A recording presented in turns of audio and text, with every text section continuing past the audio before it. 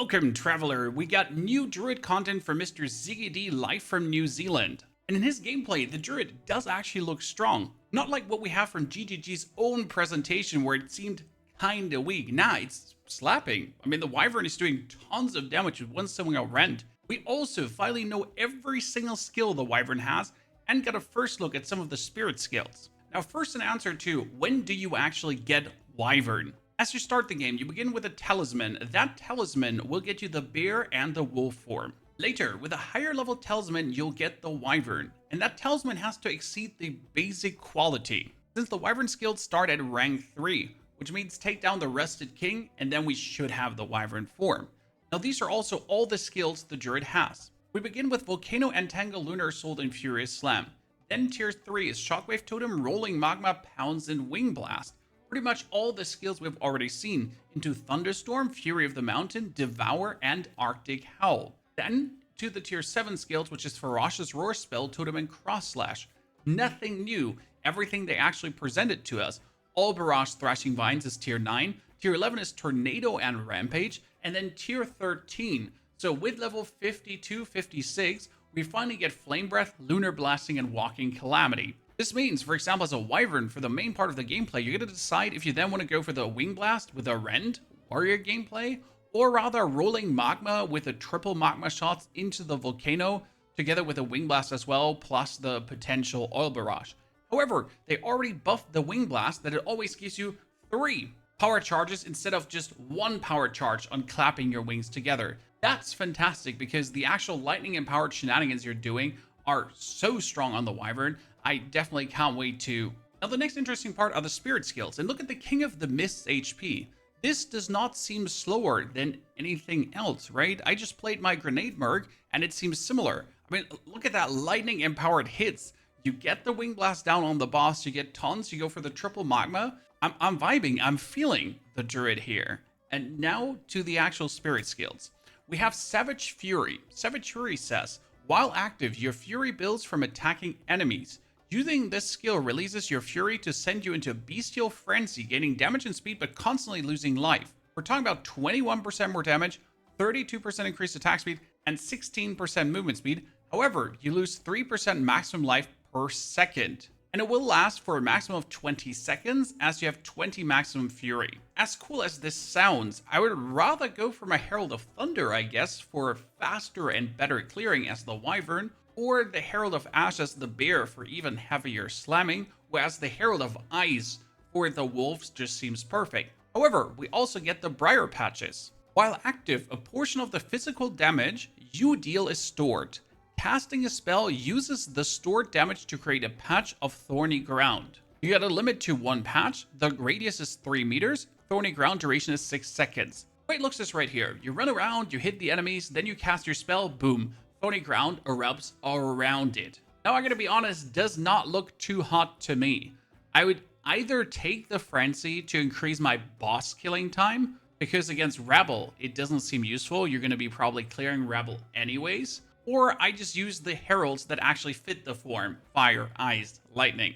There are also a couple more skills we can see. There's Wolfpack, Barkskin, Feral Invocation, and Eternal Rage, which is probably something like Berserk. As ZiggyD then goes into the passive tree, we already get a look at something different. This is how it looks right now. The beginner cluster is the same. And then we get this node with a human pointing. We got a stabby node and something to the left as well, where we currently only have the bonus increased melee damage and attack speed, plus the spell damage, and also the reinforced barrier and fire damage. This does look quite different. However, I assume this is the melee node and this is still the spell damage node, followed up by other stuff now on top and not instantly the defensive nodes. Generally speaking, what we see here is that each animal form works and you can actually mix and match them quite nicely. As you can see, Ziggy right now is the bear here and slamming down with a bear in the endurance charges. However, the whole time he's doing that, the wolves are actually active around him. They seem to be a nice passive that you can pull out without a problem and pretty much profit from each animal form at any point. Right now here, he's using the Pounce to just close the distance as a travel skill to get further forward. Why not? I mean, you can have your Wyvern, you can have your Bear, you can all just mix and match it however you feel. It's not like that you have to make that decision to, I want to only be Bear. It might be opportune, especially in Act number 1, to use the strength of all three for getting closer and faster to the enemy, for some range booping, all of that together. In the fight versus Candlemas, we see the triple threat. He get the Shockwave Totem up, which is also in the Druid skill tree, together with then the Magma and then the Bear Slams. Continuously just getting him, I mean, what is this kind of damage? That's crazy and looks very potent.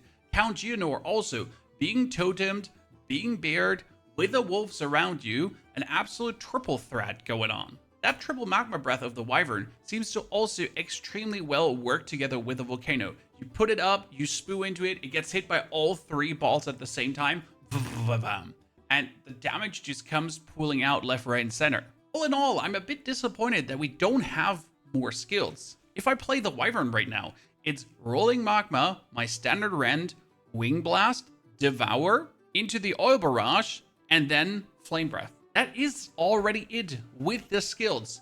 So if I don't manage to scale the Flame Breath to actually be an absolute map clearing shenanigan, I have to rely on Oil Barrage doing that for me, or the Wing Blast, maybe the Rolling Magma, right?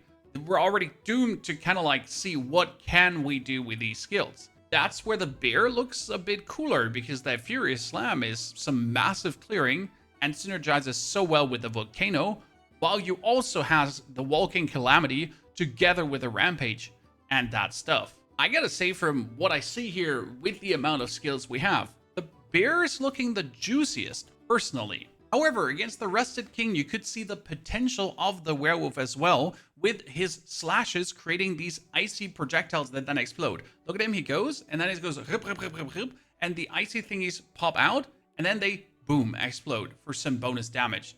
That looks quite cool, and he's actually missing the cross slash, the jumping backwards to explode those even further, right? Doesn't look bad. And if he gets the bonus Herald of Ice here on top, quite nifty. One thing that we didn't get to see in the gameplay yet is the Dragon's Breath from the Wyvern, and there was actually something really interesting in an interview that Jonathan had together with Talkative Try. He said that the Dragon's Breath from the Wyvern works different Ignite-wise. Instead of going for one big hit with one massive Ignite, it's going to start stacking ignites the longer you Dragon's Breath fire down. You go like, oh, and then ignite goes higher, higher, and higher, and higher. So your actual initial super hit doesn't matter. It rather matters that we have as much ignite in magnitude as humanly possible to then really stack up that super ignite. Really looking forward to see how that plays out, especially if you then play a Blood Mage Wyvern. That could potentially go for bleed, ignite, and with the plague fingers also poison. Nasty. Big shout out to ZiggyD here for sharing this gameplay with us. It definitely has reassured me in my decision still to go for the Wyvern form and to really see what we can pull off with it. I think Druid is stronger than we've all expected, because now it does actually finally look good and it doesn't look like an absolute slug fiesta. What do you think? Tell me in the comments below, and also check out ZiggyD's gameplay video. Take care.